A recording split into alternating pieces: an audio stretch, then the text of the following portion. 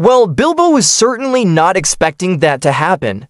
He had thought the quest over one Smaug had met his demise, but here he was back in the thick of battle. Right now, our intrepid hero is sheltering in a large tree with some very frightened pigeons. And indeed, from the sounds of it, all hope seems to be lost for the men of Lake Town, for Bard and his company, for the dwarves under Dane Ironfoot, or Thorin Oakenshield, or anyone else who has taken up arms against the massive force of orcs that are attacking them from the north, south, and east. And leading them is the fell beast, the nameless fearsome creature that was freed by Azog when he killed the last of the 3 trolls.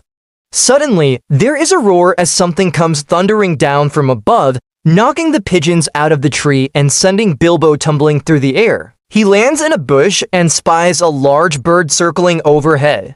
It is a giant eagle, one of the breed known as the Mende, and it is clutching a sword in its talons. It flies low over the battlefield and calls out, and upon hearing this call, the Rohirrim charge into the fray. They are led by a young man named Drith, who is riding a magnificent horse called Snowmane. The Rohirrim have come to aid Bard and the men of Lake Town, as well as the dwarves and anyone else who opposes the darkness. With the arrival of these warriors on horseback, the tide of battle begins to turn, and the men of Lake Town and Dale are able to drive back the Orcish forces.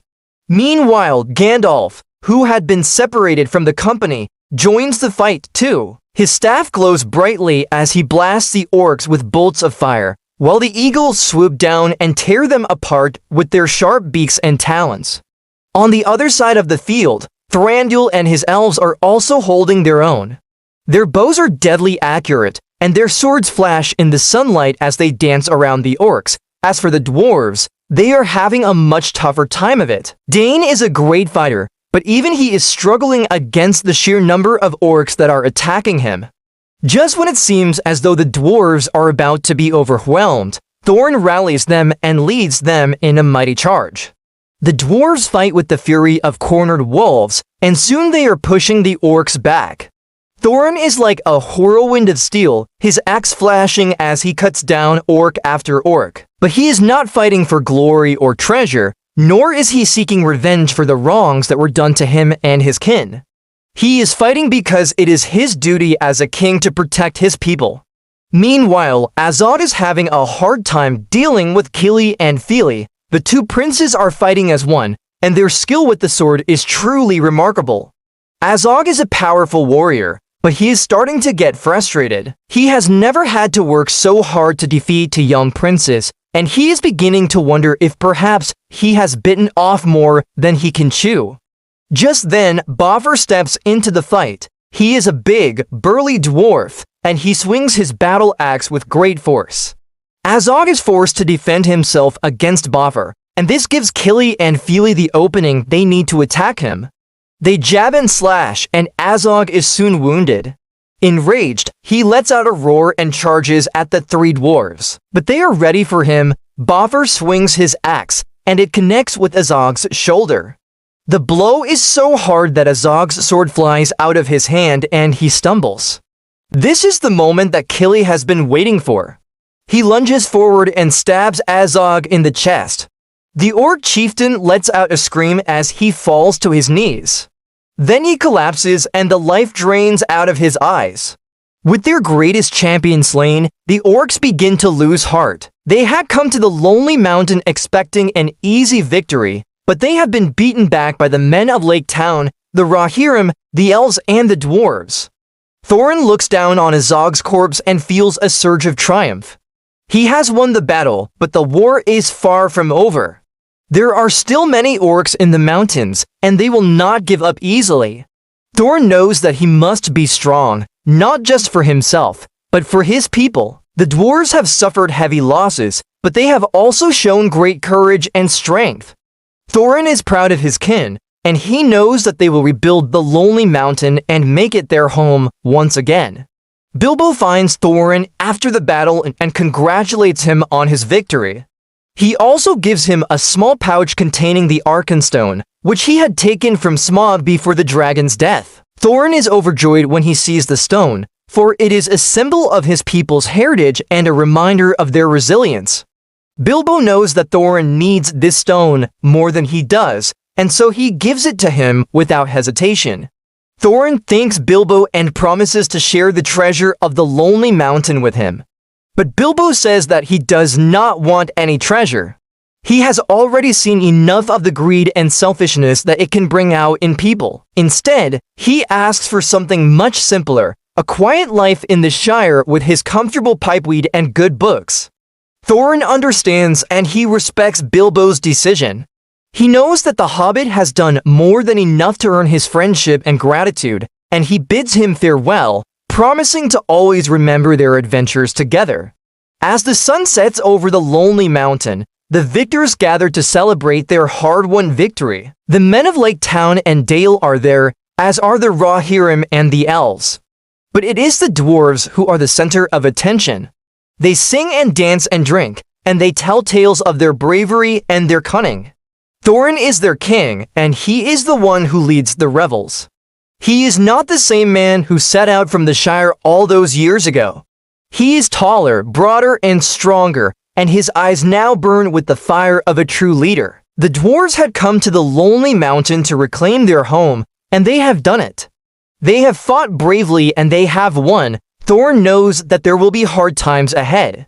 The war with the Orcs is far from over, and there will be many more battles to fight. But he is ready. He is the son of a king, and he will not rest until his people are safe and secure. As the feast goes on late into the night, Bilbo sits quietly in a corner watching the dwarves celebrate. He is content for them, but he is also sad. He knows that his time with the dwarves is coming to an end, and he will soon be returning to the Shire, but he will never forget what he has seen and experienced here. He has seen the greed and selfishness of Smaug, but he has also seen the courage and generosity of the dwarves. He has seen the brutality of the orcs, but he has also seen the kindness of the elves. Bilbo takes a deep breath and smiles. He may be going home, but he will never be the same again. He is a changed creature, and he knows that he will spend the rest of his days telling tales of the dwarves and their adventures in Middle-earth. Thank you for listening to the tale of how the dwarves reclaimed the Lonely Mountain and defeated the darkness that threatened to engulf it. If you enjoyed this story, please like and subscribe so you don't miss out on future tales from Middle-earth. Until then, stay safe and keep your swords sharp. The Helm's Deep sequence in The Lord of the Rings, The Two Towers, is easily one of the most exciting action set pieces ever put to film. And today, we're gonna talk about how it depicts the clash of five armies at Helm's Deep. Now, if you're new here, welcome. I'm here, and on this channel, we discuss and dissect all things fantasy, science fiction, and more. So if you like what you see, hit that subscribe button and join our global community of nerds. In today's video, we're going to be breaking down one of the most iconic moments in cinematic history, the battle at Helm's Deep from Peter Jackson's The Lord of the Rings, The Two Towers. Now, for those who have been living under a rock or simply haven't yet made their way through Tolkien's Middle-earth, let me catch you up real quick. The battle at Helm's Deep is the name given to the battle between the forces of good and evil at Helm's Deep in the year 3019 of the Third Age during the War of the Ring. The battle is fought between three primary factions, Gondor, Rohan, and Mordor, with smaller forces from Dunland, Far-Harad, and Ren also participating. What makes the battle significant is the fact that it is the last major confrontation between Sauron's forces and those of the Free Peoples before the destruction of the One Ring. The outcome of the battle had major ramifications for the fate of Middle-earth itself, ensuring that Gondor and Rohan would be able to continue their fight against Sauron until the very end. Now let's get into how the film depicts the clash of five armies at Helm's Deep. The first thing I want to talk about is the scale of the battle. In the films, the battle is depicted as an epic clash between two massive armies, with the forces of good and evil each numbering in the thousands. We can see this scale right away in the opening shots of the battle, which show the massive armies of Mordor approaching Helm's Deep from all sides. The sheer size of the enemy force is emphasized by the use of forced perspective, which makes the orcs and troll look even more massive than they are in actuality. This is only further emphasized when we see the armies of the other four nations joining the fray, with each army being shown in its own sweeping aerial shot. By showing the size of each army, the film immediately establishes the epic scope of the battle and lets us know that this is not just another skirmish, but a true test of strength between good and evil. The second thing I want to talk about is the use of different camera angles and perspectives to show the battle. The film uses a variety of camera angles and perspectives to show the battle, from wide shots that show the entire battlefield to close-ups that focus on the details of the fighting. For example, there's the famous shot of Aragorn and Legolas fighting back-to-back against the Uruk-hai, which is shot from a low angle that makes the two heroes look even more badass than they already are. There's also the use of aerial shots to show the battle from a bird's eye view, which helps us to see the scope of the battle and the different strategies being used by the different armies. And then there's the use of first-person shots, which puts us right in the middle of the action and lets us experience the battle from the perspective of the characters. All of these different camera angles and perspectives work together to create a truly immersive experience for the viewer. We feel like we're right there on the battlefield with the characters experiencing the battle firsthand. The third thing I want to talk about is the sound design of the battle. The sound design of the battle is truly epic, with a combination of roaring crowds, clashing steel, and the sounds of battle that creates an incredibly intense atmosphere. The use of sound also helps to build suspense and tension throughout the battle, such as in the scene where Aragorn and Legolas are fighting back-to-back against the Uruk-hai. As the odds become more and more stacked against them, the sound design becomes more frantic and chaotic, reflecting the increasing desperation of their situation. Overall, the sound design of the battle is masterful and adds greatly to the epic feel of the sequence. The fourth thing I want to talk about is the cinematography of the battle. The cinematography of the battle is top-notch, with sweeping camera movements that capture the scale and grandeur of the battle. The camera work is also incredibly dynamic, with lots of fast-paced action and quick cuts that keep us engaged and on the edge of our seats. For example, there's the famous shot of Eowyn riding into battle on a horse, which is shot in one continuous take that follows her as she rides through the chaos of battle. This shot, along with many others, immerses us in the battle and makes us feel like we were right there experiencing it alongside the characters. The cinematography of the Helm's Deep sequence is some of the best I've ever seen and is a major reason why the sequence is so epic and unforgettable. The fifth thing I want to talk about is the editing of the battle. The editing of the battle is fast-paced and dynamic, which helps to create a sense of urgency and excitement. For example, there's the famous scene where Aragorn and Legolas are fighting back-to-back against the Uruk-hai, which is edited with quick cuts that make it feel like a whirlwind of activity. This fast-paced editing keeps us on the edge of our seats and makes the battle feel like a truly desperate and intense struggle. Additionally, the film also uses slow-motion shots to add a sense of drama and impact to the battle. For example, there's the shot of Gimli leaping into the air with his axe raised, which is slowed down to emphasize the power and grace of his movement. These slow-motion shots are used sparingly but effectively, and they help to make the battle feel even more epic and memorable. The sixth thing I want to talk about is the visual effects used in the battle. The visual effects used in the battle are top-notch and seamlessly blend with the practical effects to create a truly immersive experience. For example, the Battle of Helm's Deep includes some incredible CGI work, such as the massive armies of Orcs and Uruk-hai that attack the fortress. These digital armies are rendered with incredible detail and realism, and their movements are so well coordinated that they feel like a truly cohesive fighting force. Another great example of the visual effects used in the battle is the destruction of the battering ram. As the ram comes crashing down on the gate of Helm's Deep, the camera shakes and the screen goes dark, leaving us in suspense. This use of practical effects creates a sense of immediacy and danger that's truly effective. Overall, The visual effects used in the battle are some of the best I've ever seen, and they play a major role in creating the epic feel of the sequence. And finally, the seventh thing I want to talk about is the performances of the cast in the battle. The cast of The Lord of the Rings is superb, and their performances in the battle are what really brings the story to life.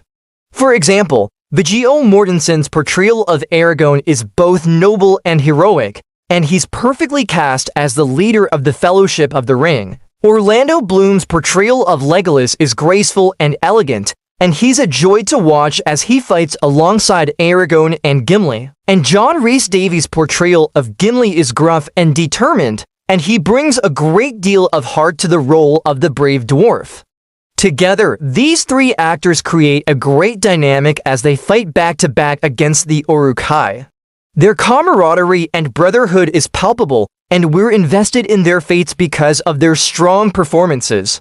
So those are the 7 things that make the Helm's Deep sequence in The Lord of the Rings, The Two Towers, such an epic clash of 5 armies. It's the perfect combination of action, adventure, drama, and fantasy that makes this sequence one of the most exciting and unforgettable in cinematic history.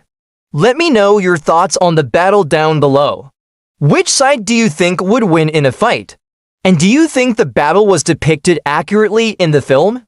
If you enjoyed this video, please go ahead and hit that like button and share it with a friend. And don't forget to subscribe to our channel to be notified when we post similar videos in the future. Thank you all so much for watching, and we'll see you next time. Hello everyone, and welcome back to my channel. Today we're going to be talking about one of my favorite books, The Hobbit, and more specifically, we're going to be talking about the movie that was released in December 2014, The Hobbit, The Battle of the Five Armies. If you haven't seen this movie or read the book, then you might want to hold off on watching this video until you've experienced the story for yourself, because there will be spoilers throughout. So if you're ready, let's get into it. I wanted to take a look at some of the major themes that were present in the movie. And the first one I wanted to discuss is greed. This one is pretty obvious, especially if you watch the movie. Greed is displayed in many characters throughout the film. One of the first examples we see of this is with the Master and his desire for the Arkenstone. He wants it so badly that he is willing to sacrifice anyone to get it, including his own son. Another great example is with Thorin Oakenshield. In the beginning of the film, when they find out Smaug has stolen the Arkenstone from his ancestors, Thorin becomes fixated on getting the stone back. It consumes his thoughts day and night, and he even goes as far as to make Bilbo leave the company because Bilbo reminds him too much of the burglar that stole the stone. He's overcome with greed and anger, but ultimately, in the end, he learns a lesson about greed and how it can consume someone if they let it. When he finally realizes this, it's too late, though. His greed has gotten the better of him, and it leads to his demise. Another interesting thing to note about greed in this story is how Tolkien shows us that greed isn't always bad.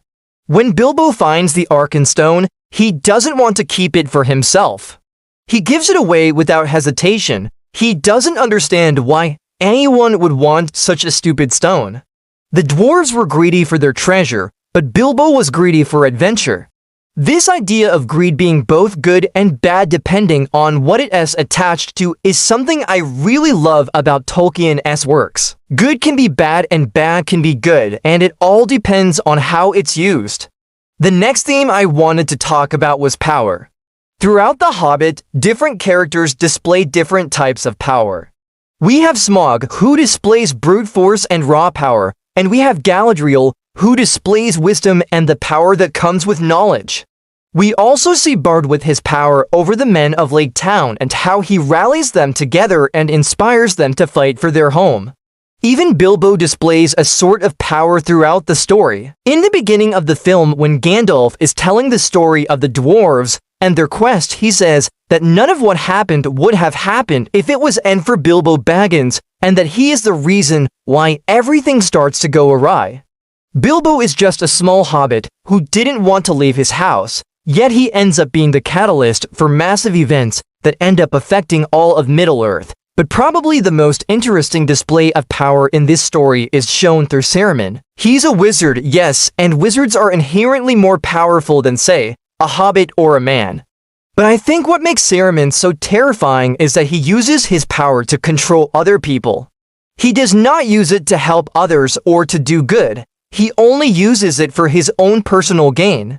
He is able to fool everyone around him and convince them to do his bidding by simply whispering things into their ears.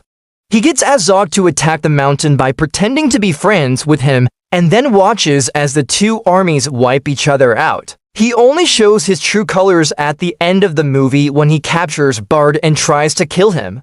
But thankfully, he meets his demise before he's able to do so. Now, this leads me to my next point, which is the idea of deception. Deception plays a big role in the movie. Like I just mentioned, Saruman deceives everyone around him. He tricks Azog into attacking the Lonely Mountain. And he even tricks the eagles into thinking that he is sending a distress call. Orcs, trolls, wargs, goblins, all of these creatures are deceiving too. They're constantly trying to trick Bilbo, the dwarves, or whoever else they come across. The world of Middle-earth is a dangerous place, and if you aren't careful, you can easily be tricked by the wrong person. Speaking of trickery, another character I wanted to touch on quickly is Beorn. Beorn is one of the few skin changers left in Middle-earth, and he is a friend to the creatures of the wild. At first, he doesn't seem like much, but as soon as he transforms into his bear form, we see just how powerful he is. It's a great example of how you shouldn't judge a book by its cover. Bilbo is quick to assume that Beorn is an enemy because of his size and gruff demeanor, but he couldn't be more wrong. As I was watching the movie again, something occurred to me that I had never noticed before. Throughout the whole movie, there is a constant state of distrust between the different races. There is no communication between the elves and the dwarves. There is no alliance between the men and the dwarves. Everyone is working alone and for themselves. It is not until the end of the movie that they are finally able to put their differences aside and work together to defeat the enemy. There's another layer to this mistrust, too. Not only is there mistrust between the different races, but there is mistrust within the races as well. For example, with the dwarves, Thorin doesn't trust Bilbo. He thinks he's a thief and he constantly accuses him of stealing things. And he even goes as far as to kick him out of the company. The other dwarves also don't trust Bilbo, but they come to accept him eventually. And then there's Balin, who doesn't agree with Thorin's plans and his quest for the Arkenstone. This brings me to my next point, which is loyalty. Bilbo is loyal to the dwarves despite the mistreatment he faces. He could have easily left them and stayed in the forest with Beorn, but he chooses to stick with the company. He's loyal to his friends, even when they don't show him any loyalty themselves. And ultimately, his loyalty is rewarded when he is accepted by the dwarves and given a share of the treasure. Fili and Kili are also very loyal to Thorin, despite the fact that Thorin is constantly yelling at them and being a generally unpleasant person to be around. They still remain loyal to him and follow him into battle. They choose to die alongside him rather than live without him. Their loyalty is admirable, although it does get them killed. Tauriel is also very loyal to Kili. She loves him, so she is loyal to him. She could have easily stayed in Mirkwood and stayed safe, but she chooses to follow Kili and fight alongside him instead. Her loyalty gets her killed too, and then there's Legolas. He is loyal to his people and to the Alliance. He fights bravely alongside the other elves, and he is almost killed in the battle. But ultimately, he survives and lives to see another day. The last theme I wanted to talk about was friendship. Friendship is important in this story, but it's not always shown in the best way possible. For example, there is a moment in the movie where the dwarves are celebrating their victory, and they are singing songs about how awesome they are and how they do and need anyone else to help them. They literally sing a song about how Bilbo is useless to them and how they would have been fine without him. That kind of sucks, but it's also realistic. The dwarves were a tight-knit group and they relied on each other for survival. They had been fighting for their homeland for a long time, and they weren't about to let some random hobbit tell them how to do things. Bilbo is also quick to point out the flaws in the dwarves and in himself. He knows that he's not strong or brave, so he tries to make up for it with his wits. He makes fun of the dwarves and calls them names, but ultimately he cares about them. He would never have joined them on their quest if he didn't care about them. In the end, though, friendship triumphs. All of the different races are able to put their differences aside and work together to defeat the enemy. They realize that they need each other and that they are stronger together than they are apart. If you like this video, please don't forget to hit the like button and subscribe to my channel. I would really appreciate it. Thank you so much for watching, and I hope you have a wonderful day. The Hobbit trilogy was a massive undertaking that tried to expand on Tolkien's universe in ways that no one had really thought possible before.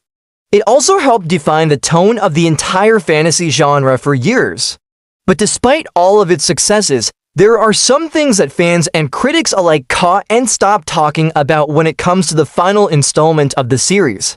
And no, we're not just talking about the infamous 48 frames controversy. So what is it about The Hobbit, the Battle of the Five Armies, that left fans split? Well, here are the top 5 reasons why critics hated it. At no. 5. We have too many characters. Now, if you're familiar with Tolkien's work, then you probably know that he wasn't necessarily known for having tons of different characters bouncing around in his stories. In fact, he usually focused on telling stories from the perspective of Bilbo Baggins, Gandalf, and Aragorn. However, with the Hobbit trilogy, director Peter Jackson wanted to explore more of Middle-earth than ever before, and that meant introducing a lot of new faces.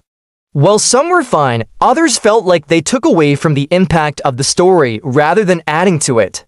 Take Bard, for example, a character who only appears in the books for a few chapters but takes up a major part of the third Hobbit film. Some people believe that Jackson created Bard's character specifically to capitalize off the popularity of Evangeline Lilly from Lost, but regardless of the reason, many feel that he had little purpose other than to advance the plot and didn't really add anything to the world of The Hobbit. Then there was the introduction of Azog, who, while a memorable villain, wasn't even in the book at all. And let's not forget about the addition of a love interest for Kili, Toriel, who also had no part in the original story. We could go on, but we'd be here all day. So suffice it to say that some characters just weren't needed. No. 4. The addition of Elves. Speaking of unnecessary characters, the Elves of Middle-earth were another group that didn't really need to be expanded upon. In the book, they take up maybe 5 minutes of screen time, if that, and yet in the movies, they get a full-on backstory. This serves to further push the narrative of the 3 movies being an extended version of the book because yes, the movies do make some changes to better accommodate their storyline. But at the same time, it also makes the films stray further and further away from the source material, which means that they risk turning themselves into something else entirely. That said, Orlando Bloom and Evangeline Lilly did bring their game when it came to playing Legolas and Toriel respectively, and many fans appreciated getting to see elves in live action for the first time. But that doesn't change the fact that some people would have preferred to see more of the dwarves instead. Next up at no. 3, we have the lack of focus. While it's great that the filmmakers wanted to explore new ideas that weren't already fully fleshed out in the book, some people felt that the movies strayed a bit too far from what fans expected. After all, when you make a film based on a novel, you can't expect everyone to be happy all the time. If you change everything about the story, people might not even recognize it. And if you change nothing, well, then they'll complain about it being a boring retelling. As it stands, the Hobbit trilogy falls somewhere in the middle.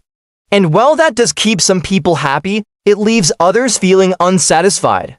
That is because the movies added subplots and characters in order to flesh out the world of Middle-earth, which is great. But they also cut some key parts of the story that could have made the films more interesting.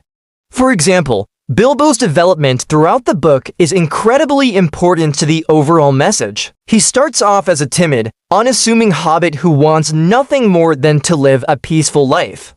But after his adventures with the dwarves, he returns home a changed man. He is braver, more confident, and most importantly, more grateful for what he has. But in the movies, this character development isn't as clear. Sure, he starts off timid, but there's nothing really showing how he grows as a person. And that's a shame because it could have been a really powerful story. And now at No 2, we have too much action.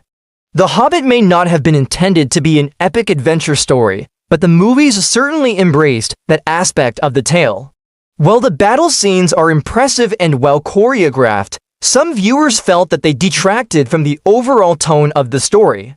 After all, The Hobbit is supposed to be about a hobbit who goes on an adventure with a group of dwarves to reclaim their treasure from a dragon. It's a fun story with some action, sure, but it's not supposed to be non-stop fight scenes. And yet that's exactly what the movies gave us. There are huge battles between orcs and dwarves, elves and men, and even eagles and spiders. And while these battles are visually impressive, they don't really serve to move the story forward. Instead, they just drag on and on without any real purpose.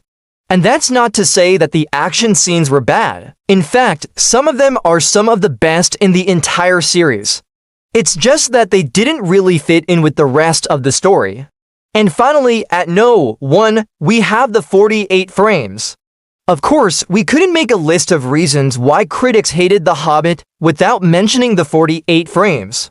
Now, if you're not familiar with this whole controversy, basically, some people complained that the movies used 48 frames per second instead of the usual 24 frames per second. And while it might seem like a small thing, it actually had a pretty big impact on the overall look and feel of the movies.